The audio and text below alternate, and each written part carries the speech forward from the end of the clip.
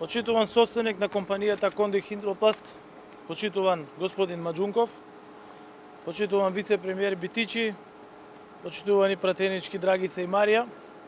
Огромна е чест и задоволство што денеска овде во Гевгелија имав можност да ја посетам една од најреномираните фабрики за производство на полиетиленски и полипропиленски цевки и црева, не само во земјава, туку и пошироко. Компанијата Конти Хидропласт во својата речиси 50 годишна традиција на постоење од примерно мало производство до денеска се развила во модерна фабрика лидер, извозно ориентирана со 95% производство наменето за странските пазари. Како што бев информиран од страна на менаџерскиот тим на оваа компанија, нивната главна мисија е да ги следат и да ги имплементираат најновите производствени технологии и стандарди со кои ја збогатуваат понудата на квалитетни производи, но и креираат општествено одговорни политики во делот на заштита на животна средина и заштита на здравјето на вработените. Посакувам и останатите компании во земјава да го следат овој позитивен пример и константно да реинвестираат во иновативни технологии, бидејќи само на овој начин можеме сите заеднички да придонесеме за генерален технолошки напредок. Во остварувањето на овие цели компаниите не се оставени сами.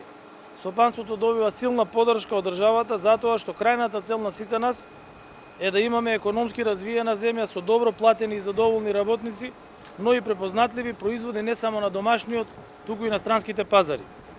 Фабриката Конти Хидропласт во 2019 година доби помош од државата за инвестиции во висина од 313 милиони денари, а реализирале двојно повеќе за 3 години, односно инвестирале 529 милиони денари. Ова инвестиција е со 5 годишен договор и се реализира според Законот за финансиска поддршка за компаниите. На овој начин градиме систем кој ги поттикнува успешните компании, кои придонесуваат во состојниот развој, вработуваат кадри и вложуваат во човечки капитал, поттикнувајќи го истовремено и развојот на државата. Свесен сум дека економската и енергетската криза направија невидени потреси на европскиот континент, но со навремени одлуки и донесени таргетирани антикризни мерки, засега успешно ја менаџираме оваа кризна состојба. Како што ветив, така и донесовме политики во интерес на граѓаните и на компаниите. Како влада ги поддржуваме малите и средни предпријатија, а со државна директна финансиска помош и со низа мерки истото го правиме и за граѓаните. Дури и во услови на историски најголемата криза обезбедуваме добро платени работни места, создаваме услови за нови инвестиции, ги враќаме парите кај граѓаните и обезбедуваме ликвидност на компаниите кога е најмногу потребно, но и електрична енергија по поевтина цена за производителите на основни прехранбени производи. Поевтина струја од 80 евра мегават час обезбедуваме за компании кои вршат производство на основни прехранбени производи. А денес, сега во услови на економско-енергетска криза, даваме се од себе за никој да не остане сам да се справува со кризата.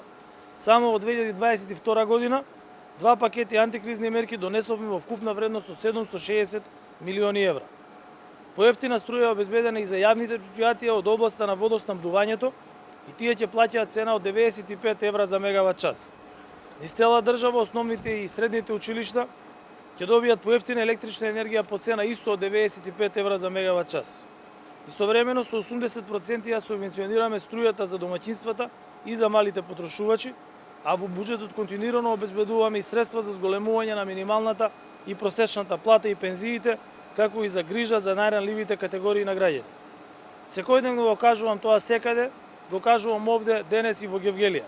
Владата е силно фокусирана на граѓаните, да имаат достапна храна, да имаат струја и компаниите да можат непречено да работат во една од најтешките зими пред нас.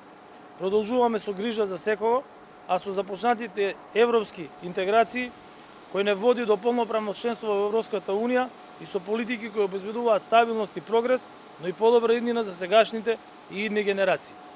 Посакувам уште многу успеси во развојот на компанијата Конти Хидропласт и во нивното освојување на нови пазари, што посебно ме прави горд и среќен, бидејќи компаниите со квалитетни производи, произведени во нашите фабрики, а извезени во странство се најдобриот меѓународен промотор на нашата држава.